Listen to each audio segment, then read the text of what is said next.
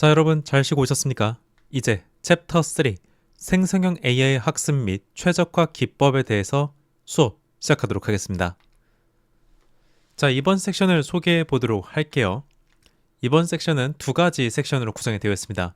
첫 번째는 사전학습과 미세조정 섹션이 첫 번째로 시작을 하고요. 두 번째는 인간 피드백 기반 강화학습 RLHF가 뒤를 잇습니다. 시험에서 특히나 이제 빈번하게 등장을 할 확률이 높은 거는 사실 이 녀석이 좀 높습니다. RLHF 부분이 좀 높기 때문에 잘 봐두셔야 되고, 이 섹션 1의 사전학습과 미세조정 부분도 아마 잊을만 하면 튀쳐나올 가능성이 있기 때문에 이번 챕터에서 함께 다루는 겁니다. 자, 첫 번째 사전학습과 미세조정부터 들어갑니다. 여러분 교재에서는 118페이지를 펼쳐주시면 됩니다. 자, 사전학습은요, 레이블이 없는 대규모 텍스트 데이터에서 언어의 구조랑 의미를 스스로 학습하는 과정입니다. 자, 얘는 기본적으로요, AI가 어떤 특정 기능을 수행하는 단계가 되기 전에 거대한 하나의 형틀을 갖다가 만드는 거라고 보시면 됩니다. 그리고 이제 이 사전학습 다음에 이어지는 게 바로 미세 조정이죠. 파인 튜닝이라고도 부르는데, 사전학습된 모델을 이제 특정 작업에 맞게 재학습시키는 과정을 갖다가 미세 조정이라고 부릅니다. 그래서 일반적인 언어 패턴을 사전학습에서 이미 이해를 한 상태예요. 보면은 문맥을 바탕으로 다음 단어를 예측하거나 마스킹된 단어를 추론하면서 언어의 문법, 의미, 상식, 추론 능력을 학습한다고 되어 있죠. 즉 얘는 언어를 이해하고 있어요. 그렇기 때문에 이제 언어를 이해하는 녀석한테 특정 작업에 맞는 입출력 예시를 제공해주고 그 작업에 맞게끔 최적화된 반응을 이제 학습을 시키는 거죠. 자, 사전학습 부분을 갖다가 한번 보도록 할게요. 사전학습 프리트레이닝 부분이죠. 일단 먼저 텍스트나 이미지가 됐든 뭐가 됐든 간에 이 녀석이 작동하는 데 필요한 베이스 지식을 갖다 학습을 시킵니다. 그게 바로 사전학습이고요. 정해져 있는 레이블, 그러니까 이게 답이다 정답이다 이게 없이 일단 데이터를 다 때려 넣습니다. 네. 기본적인 지식을 학습을 해야 되기 때문에 막 이것저것 속아서 주는 게 아니라 레이블 없는 데이터를 갖다 집어넣어가지고 이제 학습을 진행을 하고요. 적은 데이터만 가지고도 높은 성능을 내도록 하는 게, 자, 이거 헷갈리시면 돼요. 적은 데이터로 학습을 시켰다가 아닙니다. 아시겠죠? 이게 무슨 말이냐면은 방대한 양의 데이터를 갖다가 학습을 시켜놨기 때문에 나중에 실제로 사용할 때는 사용자가 막 프롬프트 입력하면서 장황하게 적지 않더라도 간략하게 한두 문장을 적더라도 성능 자체는 높게 뽑아낼 수 있도록 하는 기술이라고 보는 거예요. 네, 이거 절대로 헷갈려서 이해하시면 안 돼요. 필기하시는 분들 특히나. 해서 언어, 이미지 같이 다양한 분야에서 범용적으로 활용이 되고요. 그리고 원한다면 이제 추가 피드백을 수집해가지고 모델을 계속 업데이트를 합니다. 업그레이드를 진행을 해요. 그래서 우리가 알고 있는 그런 AI 모델, AI가 탄생을 하려면요, 이런 기본적인 벌크업이라고 보죠. 우리가 살 찌우는 걸 갖다가 헬스하기 전에 이런 기본적인 사전학습이라는 벌크업 작업이 먼저 선행이 돼야 됩니다. 자, 그리고 이제 미세조정 부분을 가죠. 미세조정. 자, 아까 전에 열심히 사전학습을 시켰어요. 진짜 데이터를 엄청나게 많이 먹여가지고 얘가 언어도 이해하고 있고 텍스트도 쓸 줄 알게 만들었어요. 축하드립니다. 자, 근데 이제 특정 목적에 맞게끔 훈련하는 게 아직 남아있거든요. 이게 바로 미세 조정입니다. 그래서 특화된 데이터를 갖다가 사전학습에 이제 결합을 시키는 거예요. 그럼 이제 말투라던가 사용하는 문체 또는 사용하는 어휘 같은 것들을 그 특정 목적에 맞게끔 개조를 하고 그 개조가 다 끝나면 그때부터 맞춤형 AI가 탄생을 하는 거죠. 그래서 뭐 챗봇이나 번역, 요약하는 전문용 AI 기능들을 만약에 구현을 하려고 한다라고 한다면 이 미세 조정 기능이 필히 들어가야 됩니다. 그리고 사전 학습된 AI를 특정 목적에 맞게 재교육하는 과정이라는 거 알아두시면 되고, 문제에서 만약에 질문을 한다면요, 이렇게 얘기를 하겠죠.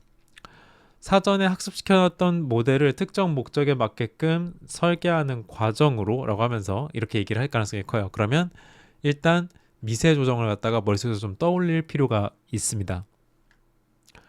그래서 해두면 되고요. 추가 피드백을 수집해서 모델을 계속해서 업데이트를 진행을 합니다. 네, 추가 피드백 수집해서 모델을 계속 업데이트를 진행을 하고요. 이거 헷갈릴 수 있는 거니까 이건 제가 지울게요. 지금 딱 이 순간에. 네, 잠시만요. 네, 됐고. 그래서 목적에 맞게 여러분이 가중치를 갖다가 조정을 할 수가 있다. 이렇게 알고 계시면 됩니다. 자, 일반 지식을 바탕으로 전문 분야의 능력을 특화시키는 것, 전문 분야의 능력을 특화시키는 게 미세 조정의 핵심적인 목표입니다. 그래서 가치는 거기에서 나와요. 자, 이제 그림으로 한번 이 두 가지를 같이 보도록 할게요. 사전학습과 미세조정 두 가지를 갖다가 보는데, 자, 먼저 사전학습은요, 일반적인 지식, 우리가 학교 가는 거랑 똑같아요. 학교 가서 우리가 바로 갑자기 직업을 선택해가지고 그 직업에 맞는 걸 배우는 게 아니죠. 포괄적인 지식들을 다 배우죠. 수학이나 영어, 미술, 국어, 역사 다 배우잖아요. 네, 그래서 일반적인 지식을 학교에 와가지고 다 습득을 하고, 이런 습득 작업을 이제 초등학교, 중학교, 고등학교에서 배우듯이 순차적으로 지식을 다 습득을 합니다. 그렇게 언어적인 능력과 포괄적인 지능을 다 갖춘 상태에서 사회에 나오면, 우리 대학을 가고 직업학교에 가고 직장에 들어가서 이제 뭔가를 배우기 시작하죠. 이때부터가 이제 미세 조정 단계에 들어갑니다. 특정 기능을 잘 수행할 수 있는, 사전 학습된 모델보다 특정 기능을 더 원활하게 잘 수행할 수 있는 기능을 갖다가 단련을 하는 거죠. 이게 미세 조정, 파인 튜닝의 단계라고 보시면 됩니다. 그래서 어렵게 생각할 필요 없습니다. 프리 트레이닝과 파인 튜닝은 전후의 관계에 가깝고, 뭐가 범위가 더 크고 뭐가 더 세밀한지 정도만 머릿속에 담아두시면 돼요. 얘도 마찬가지로 영문 명칭을 함께 기억해 두십시오. 네, 최근 AI POT 시험에서 정답을 영문명으로 적게 하는 그런 류의 시험들이 다소 출제가 되고 있거든요. 여기 말고도 AI PT, AI 비즈니스 활용 시험, 거기에서도 제가 시험을 보니까 영어로 답을 적는 게 나왔었어요. 지난번에 그 1회차 시험 보니까. 그 정도로 이제 슬슬 난이도 조절을 영문 명칭으로 하려고 하는 그 분위기가 조금 있습니다. 그래서 다 영어로 알 필요까지는 없더라도 그 고유 명칭만큼은 영문명도 함께 적어 두시는 게 좋습니다. 공부하실 때 파인 튜닝인지 프리 트레이닝인지 적어 주십시오. 자, 잘 이해하셨는지 확인하기 위해서 문제 한번 풀어보도록 하죠. 아래 자료는 사전학습의 특징을 정리한 문서에 미세 조정의 특성이 적힌 표이다. 미세 조정의 설명을 하고 있는 기호를 모두 찾은 것을 고르시오. 즉, 밑에 있는 5개의 항목 중에서 미세 조정에 해당되는 내용을 고르시는 겁니다. 모두 고르는 거죠. 그래서 모두 골라가지고 모두 묶여 있는 걸 찾아서 선택하는 겁니다. 자, 문제 한번 풀어보시죠.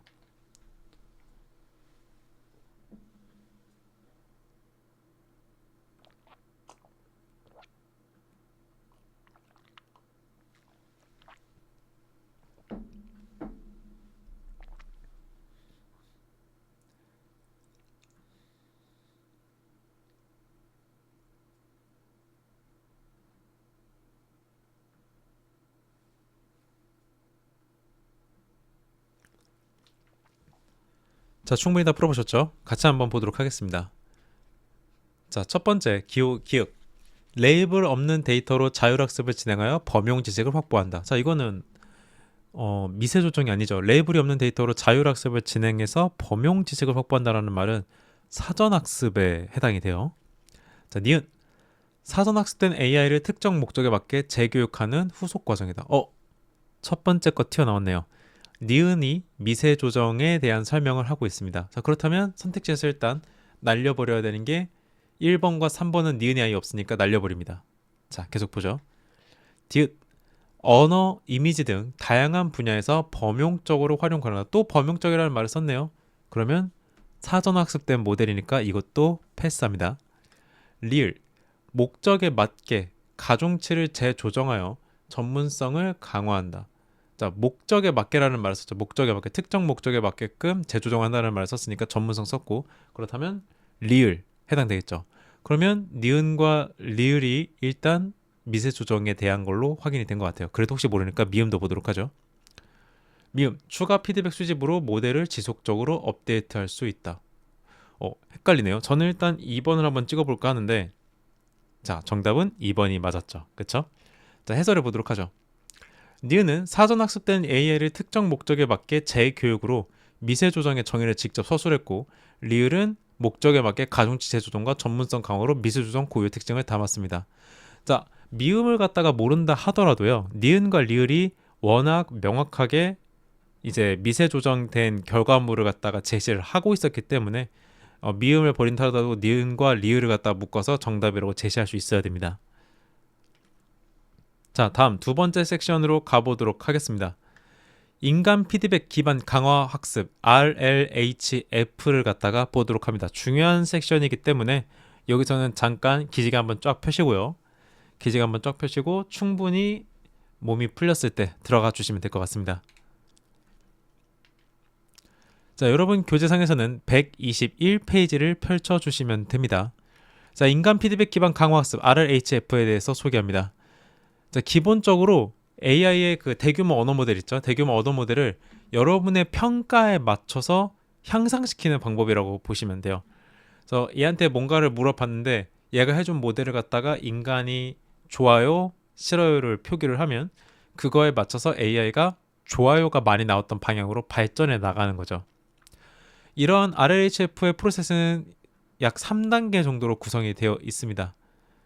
그래서 첫 번째 지도학습 미세조정이라는 부분이 있고, 두 번째 보상 모델 훈련, 세 번째 강화학습을 통한 최적화가 존재를 해요. 그리고 이 강화학습을 통한 최적화에서 눈여겨봐둬야 될 부분이 이 보상 해킹이라는 게 있습니다. 이게 좀 조심해야 될 부분이에요. RLHF에서. 자, 요걸 갖다가 글을 쫙 계속 읽으면서 제가 편하게 수업을 하는 방법도 있기는 한데, 그럼 여러분 입장에서는 뭐 하는 거지? 할 수도 있으니까 좀 쉽게 풀어 가보도록 하겠습니다. 자, 인간 피드백 기반 강화학습 RLHF는요, 여러분의 사람의 선호도를 학습해서 출력 결과물을 계속 지속적으로 개선해 나가는 기술을 갖다가 말합니다. 그래서 사람이 여러 가지 AI 답변을 비교해가지고 더 좋은 것을 선택을 하면 그 좋은 답변의 방향으로 얘를 계속 몰아가는 거죠. 여러분 혹시 챗GPT나 클로드 제미나이 쓸 때 걔네가 해준 답변의 맨 아래를 보면은 좋아요 표시랑 싫어요 표시가 있어요. 이렇게 그 으뜸 표시랑 우 표시가 어떤 종류의 AI를 쓰든지 간에 결과물의 맨 마지막에 있거든요. 저거를 눌러주는 버릇을 해주는 게 좋습니다. 이것도 RLHF예요. AI가 해준 답변을 여러분이 직접 평가를 해가지고 이 녀석의 성능을 더 끌어올리게끔 하는 거죠. 근데 많은 사용자분들이 이러한 평가를 안 해요. 뭐 이런 게 존재하는지 모르시는 분도 계시고, 존재하는 걸 알더라도 당장 좋아요 싫어요 눌렀던 게 나한테 와닿지가 않거든요. 그러니까 귀찮게 뭘 그렇게 따각따각 누르나 싶은데, 저거를 틈틈이 눌러줘야 이상한 거한테 싫어요를 눌렀으면 다음에 이상한 게 안 나오게 되고, 괜찮은 게 나온 거에다 좋아요를 눌렀으면 다음에 좋은 게 나올 확률이 조금이라도 더 늘어납니다. 그게 쌓이는 거예요. 그래서 추가 피드백을 계속해서 수집, 이게 바로 그거죠. 우리가 사용하면서 입력하는 거. 추가 피드백을 수집해서 모델을 계속 업데이트 해가지고 최종적으로는 굉장히 좋은 성능을 보여줄 수 있게 하는 방법이 바로 이 RLHF입니다.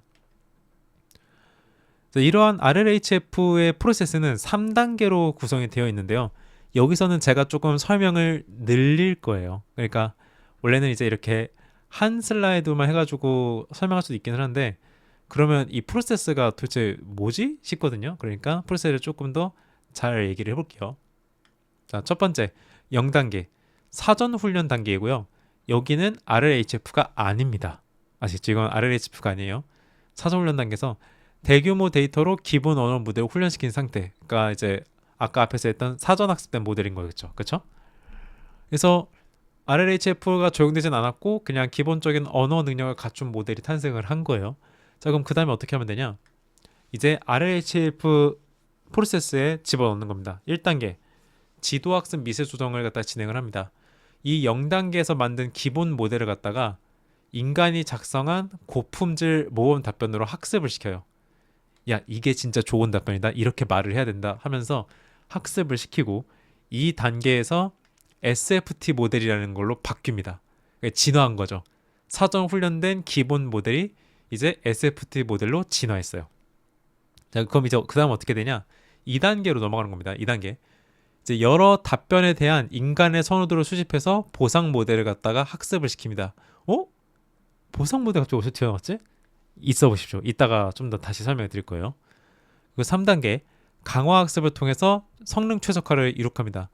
여기서 만들었던 그 보상 모델의 높은 점수를 갖다가 이용해 가지고 이 보상 모델한테 점수를 더 높게 받도록 답변 생성 방식을 갖다 조정하는 게 3단계예요. 자, 디테일하게 설명을 가보도록 하죠. 일단 0단계 먼저 보도록 합니다. 0단계. RLHF에 넣을 모델을 갖다가 먼저 준비하는 겁니다. 대규모의 데이터를 갖다 집어넣어서 이제 기반 언어 모델을 만드는 거예요. GPT 같은 모델이 이 기반 단계에 해당이 됩니다.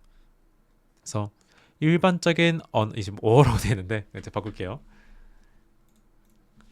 네, 일반적인 언어 이해와 생성 능력을 갖춘 상태 만들었고, 다시 한번 말씀드리지만 이거 제가 여러분 이해하기 좋으라고 앞에다가 RLHF라고 적어놓았을 뿐이지 얘는 엄연히 RLHF 단계가 아닙니다. RLHF 프로세스가 아니에요. 자, 다음 이제 여기서부터가 RLHF 프로세스가 착수된 겁니다. 자, 지도학습 미세조정 SFT 모델의 탄생이 여기서 이루어지게 돼요. 자, 먼저 아까 앞에서 만들었던 기본 언어 모델을 여기다 이제 RLHF 1단계 프로세스에다 집어넣고 사람이 미리 준비해 놓은 여러 가지 고품질 데이터 답변을 갖다가 얘한테 학습을 시킵니다. 이게 좋은 거다. 이게 진짜 좋은 거라고 하면서 학습을 시켜요. 이런 학습 작업이 끝나면은 여기다가 집어넣었던 기본 언어 모델은 SFT 모델이라고 불리는 녀석으로 진화한 상태가 됩니다. 자, 그리고 이제 이 SFT 모델을 만들었다면 RLHF 2단계로 넘어가야 되겠죠. 자, RLHF 2단계로 넘어 여기서부터 조금 어렵게 생각할 수 있는데 천천히 설명할게요. 최대한. 자, 먼저 SFT 모델 스텝 1에서 만들었던 SFT 모델을 갖다가 이용해서 동일한 프롬프트를 갖다가 여러 번 얘한테 입력합니다. 자, 김치찌개 끓이는 방법에 대해서 알려줘. 김치찌개 끓이는 방법에 대해서 알려줘. 김치찌개 끓이는 방법에 대해서 알려줘. 김치찌개 끓이는 방법에 대해서 알려줘. 이걸 계속 입력하는 거예요. SFT 모델한테. 자, 그러면 이제 얘가 매번 응답을 새롭게 생성을 하겠죠? 그럼 이렇게 상승된 응답들을 사람들이 인간 평가자가 이제 보고 최대한 좋은 답변을 선별하고 안 좋은 답변은 싫어요 표기를 해가지고 배제시킵니다. 자, 그러면 이렇게 평가된 데이터가 쌓이겠죠. 좋아요 표기했던 데이터, 싫어요 표기했던 데이터가 쌓이겠죠. 자, 이런 것들을 이제 데이터 셋이라고 부릅니다. 이런 데이터 묶음들이. 얘는 갖다 버리는 게 아니라 이 나중에 보상 모델 이것도 오타가 나 있네요. 네, 이거는 후보예요. 네. 이렇게 쌓인 데이터셋을 갖다 버리는 게 아니라요. 나중에 사용할 그 보상 모델 후보가 있습니다. 보상 모델 후보. 이 보상 모델 후보가 보상 모델로 거듭나기 위한 훈련용으로 쓸 거예요. 그래서 SFT는 SFT대로 여러 응답들을 만들게 하고 그 응답들을 갖다가 싫어요, 좋아요 된 통계를 묶어서 보관해 둡니다. 보상 모델 후보들의 훈련용을 위해서. 자, 그리고 이런 작업들을 다 끝내고 나서요. 아까 앞에서 그 열심히 우리가 굴렸던 그 SFT 모델 있죠? 그 SFT 모델의 구조를 이용해 가지고 비슷하게 복제해서 만든 보상 모델 후보들을 갖다가 이제 세팅을 합니다. 준비를 해요. 그러니까 클론까지는 아닌데 그 아키텍처나 이런 게 좀 비슷하게 생긴 애들을 만들어냅니다. 여러 개를. 그럼 이제 SFT 모델은 저기 방구석에다가 갖다 박아놓고 얘를 베이스로 만들어 놓은 보상 모델들한테 위에서 우리가 준비해 놓은 데이터셋을 갖다가 밥으로 주는 거예요. 그러면 보상 모델 후보가 이 좋아요 표기된 거, 싫어요 표기된 거 열심히 먹다가 보면은 앞으로 나는 이런 것들을 좋아요라고 해야 되겠다. 이런 것들은 싫어요라고 해야 되겠다. 라면서 완벽한 보상 모델로 거듭나게 되는 거죠. 이게 2단계 프로세스에서 이루어지는 작업들입니다. 그럼 아직 SFT 모델은 남아있죠. 방구석에 구석에 남아있고 보상 모델이 탄생을 한 거예요. SFT를 베이스로 한. 자, 이제 3단계를 보도록 하죠. 2단계에서 만든 보상 모델들이 그 방구석에다가 박아놨던 애 있죠. 그 SFT 모델. 걔를 갖다 이제 가르치기 시작합니다. 그러니까 기존 SFT 모델에다가 아까 스텝 2에서 만들었던 보상 모델을 학습시키게 해요. 보상 모델이 그 기존 SFT 모델을 어떻게 학습시키냐? 강화 학습 알고리즘을 이용해 가지고 기존 SFT 모델한테 야, 이렇게 하는 게 맞아. 이게 좋은 거야. 앞으로 이렇게 해야 된다면서 계속해서 반복 학습을 시키는 거죠. 그래서 우리 나중에 이제 배우겠지만 강화 학습은 기본적으로 보상이거든요. 보상 함수가 있어야 돼요. 그래야지 강화 학습이 작동을 하는데 보상 모델이 SFT 모델을 갖다가 강화 학습 알고리즘을 통해서 강화를 시키니까 어떻게 돼요? 이 SFT 모델이 이제 진화합니다. 고급 SFT 모델이 되는 거예요. 이게 바로 RLHF, 모델의 성능을 끌어올리는 3단계 프로세스의 최종 단계입니다. 이해되셨을까요? 이 RLHF를 그냥 통으로 외우는 방법도 있기는 해요. 근데 그렇게 외우면은 나중에 이제 RLHF를 난이도 높은 문제로 출제했을 때 우리가 그걸 이겨낼 방법이 없습니다. 그래서 RLHF가 어떻게 작동하는지, 그리고 SFT 모델은 도대체 어디서 뚝 떨어진 건지, 그리고 도대체 어떤 메커니즘에 의해서 기존 언어 모델이 더 좋은 모델이 되는 건지를 좀 길게 설명을 드린 거예요. 지금 드린 이 이야기가 이해가 안 가시는 분들은요, 잠깐 일시정지하고 좀 앞쪽으로 다시 돌아가셔가지고 다시 이야기를 들어보시는 걸 권장드립니다. 자, 해서 RLHF를 갖다가 인포그래픽으로 만든다면 이런 느낌인 거예요. 초기 AI 단계인 거고, 이제 우리가 1단계 RLHF 단계에서 우리가 만들어냈던 그 베스트한 답변들을 AI한테 먹여가지고 학습을 시키고, 이걸 베이스로 해가지고 강화 학습을 비롯한 여러 보상 모델로 훈련을 또 시키는 거죠.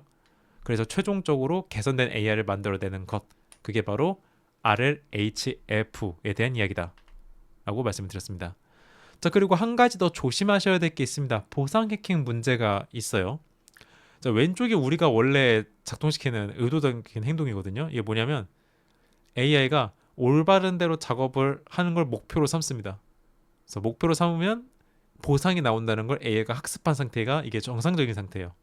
자, 근데 이게 AI가 학습을 하다가 보면요, 최적화를 너무 심하게 하면 무슨 문제가 발생하냐면 AI가 목표를 달성해서 보상을 받는다는 이 흐름을 갖다 끊습니다.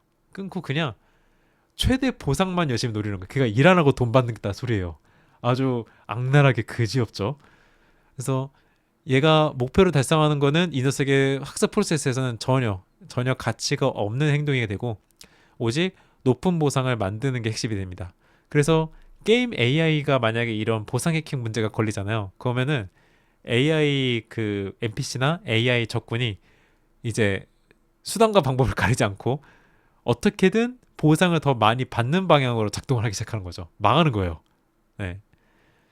그래서 이런 보상 해킹, AI가 실제 목표를 달성하지 않고 보상을 극대화하기 위해서 허점이나 지름길을 악용하는 현상이 발생할 수도 있습니다. RLHF는 그래서 이 보상 해킹 문제를 항상 경계해야 돼요.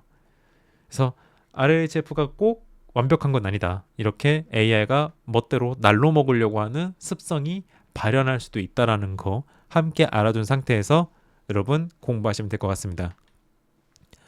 자, 제대로 공부했는지 확인해보는 시간을 또 가져야 되겠죠. 다음은 인간 피드백 기반 강화 학습 RLHF의 작동 원리를 단계별로 설명한 것이다. 괄호 A, B에 들어갈 내용을 올바르게 연결한 것을 고르시오라는 문제입니다. 자, 문제 한번 풀어보시죠.